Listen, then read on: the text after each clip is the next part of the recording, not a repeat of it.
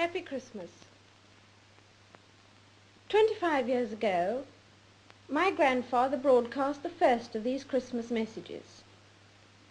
Today is another landmark, because television has made it possible for many of you to see me in your homes on Christmas Day. My own family often gather round to watch television, as they are at this moment, and that is how I imagine you now.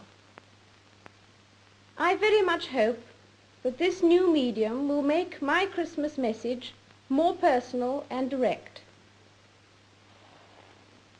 It's inevitable that I should seem a rather remote figure to many of you, a successor to the kings and queens of history, someone whose face may be familiar in newspapers and films, but who never really touches your personal lives. But now, at least for a few minutes, I welcome you to the peace of my own home. That it's possible for some of you to see me today is just another example of the speed at which things are changing all around us. Because of these changes, I'm not surprised that many people feel lost and unable to decide what to hold on to and what to discard, how to take advantage of the new life without losing the best of the old. But it's not the new inventions which are the difficulty. The trouble is caused by unthinking people who carelessly throw away ageless ideals as if they were old and outworn machinery. They would have religion thrown aside, morality in personal and public life made meaningless, honesty counted as foolishness, and self-interest set up in place of self-restraint. At this critical moment in our history, we will certainly lose the trust and respect of the world if we just abandon those fundamental principles which guided the men and women who built the greatness of this country and Commonwealth. Today, we need a special kind of courage, not the kind needed in battle, but a kind which makes us stand up for everything that we know is right, everything that is true and honest. We need the kind of courage that can withstand the subtle corruption of the cynics, so that we can show the world that we are not afraid of the future. It has always been easy to hate and destroy. To build and to cherish is much more difficult. That's why we can take a pride in the new Commonwealth we are building. This year, Ghana and Malaya joined our brotherhood. Both these countries are entirely self-governing. Both achieved their new status amicably and peacefully.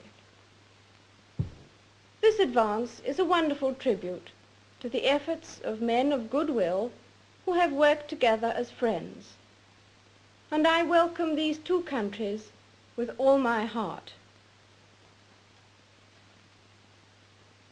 Last October, I opened the new Canadian Parliament. And as you know, this was the first time that any sovereign had done so in Ottawa. Once again, I was overwhelmed by the loyalty and enthusiasm of my Canadian people. Also during 1957, my husband and I paid visits to Portugal, France, Denmark, and the United States of America. In each case, the arrangements and formalities were managed with great skill, but no one could have managed the welcome we received from the people. In each country, I was welcomed as head of the Commonwealth and as your representative. These nations are our friends, largely because we've always tried to do our best to be honest and kindly, and because we have tried to stand up for what we believe to be right. In the old days, the monarch led his soldiers on the battlefield, and his leadership at all times was close and personal. Today things are very different. I cannot lead you into battle. I do not give you laws or administer justice. But I can do something else. I can give you my heart and my devotion to these old islands and to all the peoples of our brotherhood of nations. I believe in our qualities and in our strength. I believe that together we can set an example to the world which will encourage upright people everywhere. I would like to read you a few lines from Pilgrim's Progress, because I'm sure we can say, with Mr. Valiant for truth, these words: "Though with great difficulty I am got hither, yet now I do not repent me of all the trouble I have been at to arrive where I am.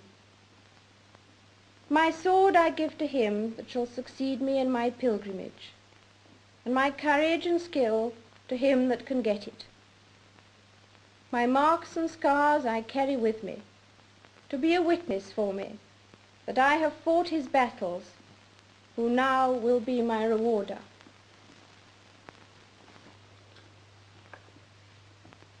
I hope that 1958 may bring you God's blessing and all the things you long for. And so I wish you all, young and old, wherever you may be, all the fun and enjoyment and the peace of a very happy Christmas.